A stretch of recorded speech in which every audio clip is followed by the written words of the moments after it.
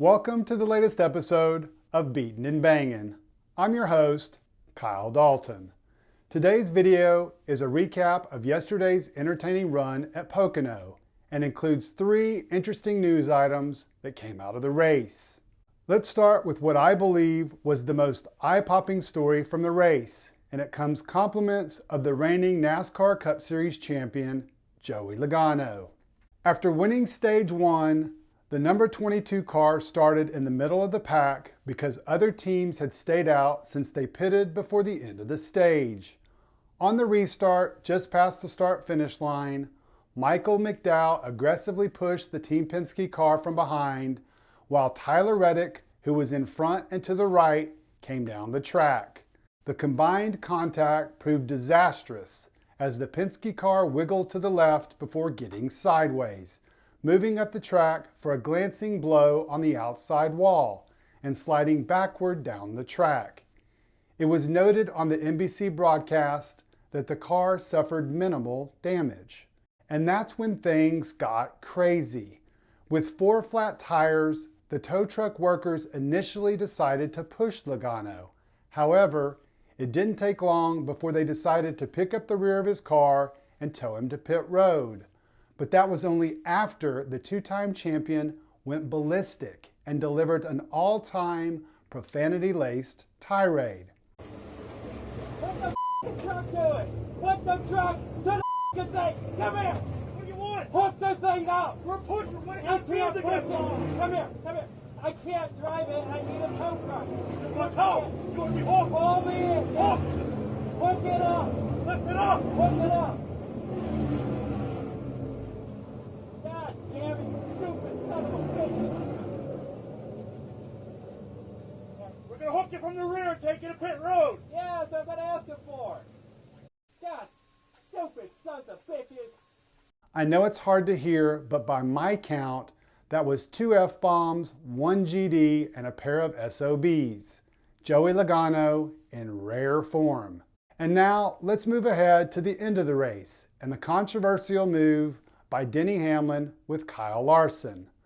Both drivers made it clear where they stood on the situation in their post-race interviews, the HMS driver showing more emotion than he typically does, including dropping a curse word of his own on national TV.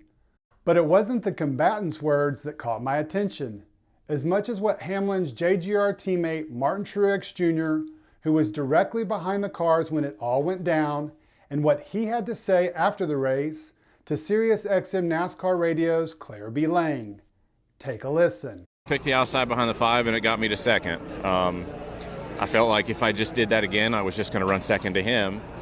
So I picked the front row and I didn't get the push I needed, and I fell back again and had to, fight my way back. So just, I don't know, for whatever reason, we couldn't get the push we needed on the front row, but we pushed a lot of guys today forward, and whoever was the leader, if they were in front of me, they were going to keep the lead, you know what I mean? So I'm not sure exactly what that was all about, but I feel like I picked the right lanes, and I did exactly what Denny did, other than running through, pushing the 5 car too deep in the corner and then running him in the fence off of 2. So, he kind of took it that extra little bit, I guess, to make it a little bit dirty, and I didn't. So maybe that's the difference why he won and I didn't. Wow, pretty interesting to call out your teammate for being dirty. But here's the question. Was it dirty? What do you think about it? I want to hear what you have to say in the comments section. I truly value your opinion. However, I also want to point out that what happened between Hamlin and Larson has become much more commonplace in the past 2 years with a next-gen car. How common? Here are 6 examples that I could find. Everyone talked about my first example after yesterday's incident and how Hamlin pulled off a similar move a year ago with Ross Chastain. At the time, no one said anything about it because most thought the Trackhouse driver had it coming to him. Interestingly, that was just the first incident like this for both drivers. There's plenty more where that came from. Denny Hamlin did the same thing with William Byron at Texas last year. You remember, right? More people remember what happened afterward when Byron retaliated under caution, where NASCAR officials inexplicably missed the whole thing. Fast forward 3 weeks later to Las Vegas. That was the ugly incident between Kyle Larson and Bubba Wallace. A role reversal with Larson pushing the number 23 up the track. Wallace compounded his problem by confronting the 2021 champion and shoving him multiple times. Interestingly, the 2311 racing driver received a one-race suspension solely for his retaliatory move, not for any of the extracurriculars. And then there was this year. Ross Chastain makes the list for a second time when he ran Noah Gragson up high at Kansas.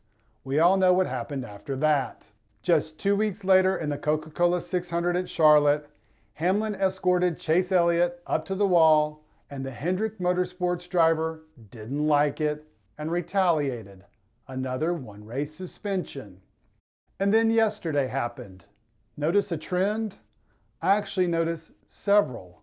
First, with the exception of the Hamlin-Chastain incident last year, each one of these initial moves by the guy on the inside always upsets the outside driver so much that they retaliate in some form or fashion, every single time. Even yesterday, Larson chased down Hamlin under caution and ran into the side of his car. But the most obvious common theme in this is Hamlin and HMS drivers. When initially thinking about this, I didn't even put 2 and 2 together. It was only until I typed it out that I realized how often Hamlin was involved and HMS drivers were his victims. My big takeaway from all of this is this. If I'm an HMS driver, or any other driver for that matter, I'm going to do my best to avoid getting on the outside of Hamlin going into a turn on a track that is an intermediate or longer, whether that's on a restart or any other part of the race. The 3-time Daytona 500 winner has shown time and time again he's willing to ride the car on his outside until they decide to lift or run into the fence. Either way, it's a winning proposition for him. And my examples of Larson at Las Vegas last year and Chastain at Kansas this year, initiating contact, show that other drivers have used the move to their advantage. In other words, it's being used more often than we think. Is it dirty? I guess the better question is, does it really matter what we think? All that really matters is what NASCAR thinks. And the sanctioning body has never penalized the driver who's made the initial move. They have, however, punished the one retaliating. All really interesting stuff that I plan on keeping a close eye on in the future. All right, guys, that's it. Thanks, as always, for watching the channel. If you liked what you saw, please let your NASCAR buddies know about what we're doing here at Beatin' and Bangin'. And if you want to read more stories like this video, be sure and check out my articles on sportscasting.com. See the link in the description. As always, hope to see you in the next video and have a great rest of your day.